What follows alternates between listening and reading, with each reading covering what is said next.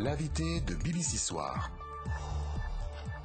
7 candidats sont en lice pour l'élection présidentielle de demain au Togo. Le président sortant, Faure Gnassingbé, élu en 2005 sur fond de contestation et candidat à sa propre succession.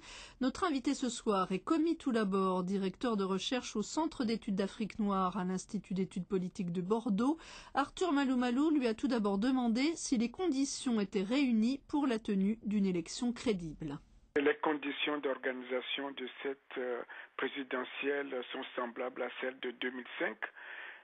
Il y a beaucoup de dysfonctionnements au niveau de la CENI, à commencer déjà par le recensement électoral et la composition des listes électorales, et tout ça fait énormément de problèmes, et problèmes que l'opposition a toujours soulevés mais n'a pas été entendue, et le pouvoir a toujours maintenu la date reportée de 4 jours. Là, demain, on ne sait pas très bien sur quoi s'attendre vraiment. Donc le spectre de la violence est toujours là. Le spectre de la violence est toujours là parce que tant que ce pays n'arrivera pas à organiser des élections crédibles, fiables, transparentes, la violence sera toujours là tant que les élections ne seront pas organisées de façon sérieuse. L'opposition y va en ordre dispersé. 6 candidats sont en face de Faure Gnassingbé qui a visiblement parti facile. Non, les choses depuis un certain temps sont quand même déblayées au niveau de l'opposition parce qu'il y a un front, un candidat unique de l'opposition, et notamment avec le front républicain pour l'alternance et le changement, un front porté par Jean-Pierre Fabre.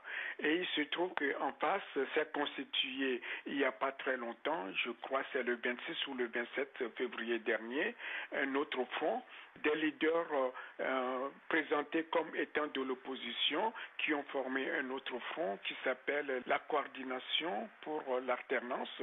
Mais tout le monde sait au Togo que ce second front est beaucoup plus proche de Faure Gnassingbé et joue pour Faure Gnassingbé quand on connaît un peu le parcours et des personnalités qui composent cette coordination.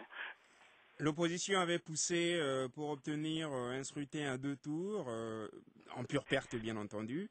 Si l'opposition avait pu faire avancer ses revendications, elle aurait probablement accru ses chances de succès, c'est ça?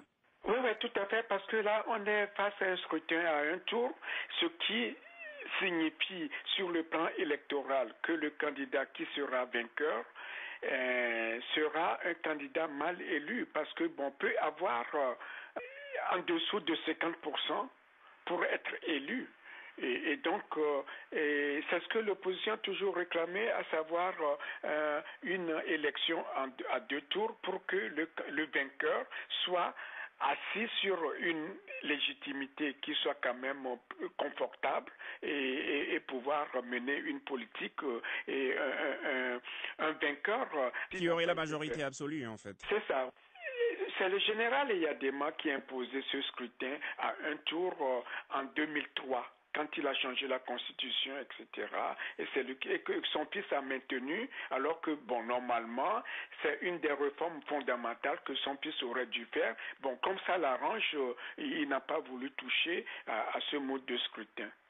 Il y a l'ombre du général Eyadema qui plane toujours sur la présidence togolaise. Tout à fait. Dans la campagne électorale, Faure parfois est associé à l'image de son père. L'effigie de son père est toujours là. Le fils assume un héritage qui parfois le dépasse parce que peut-être il a la bonne volonté pour changer les choses, mais la manière dont il a été élu en 2005 ne lui donne pas vraiment un volant confortable d'action, si bien que il est empêtré là dans l'héritage paternel et on ne sait pas comment lui-même va s'en sortir déjà. Bien, Faure Gnassingbé, vous l'avez dit, a été élu en 2005, certes sur fond de contestation, mais élu quand même. Il a un bilan à brandir. Quel est son bilan ? J'aimerais bien que lui-même fasse ce bilan, parce que bon, moi personnellement, j'ai de la peine à faire son bilan. Bon, je peux mettre à son actif le fait d'avoir mis en place une commission réconciliation, justice et réconciliation, mais qui jusqu'à présent n'a pas vraiment fonctionné et il a aboli la peine de mort. Mais le problème n'est pas tant l'abolition de la peine de mort, c'est aussi les exécutions extrajudiciaires qui continuent dans ce pays. Bon, on attendait qu'il fasse, qu'il lance de grands projets, à savoir construire des routes. Quand vous allez à Lomé, Lomé c'est une ville en pleine dégradation et délabrement total. L'invité de BBC Soir,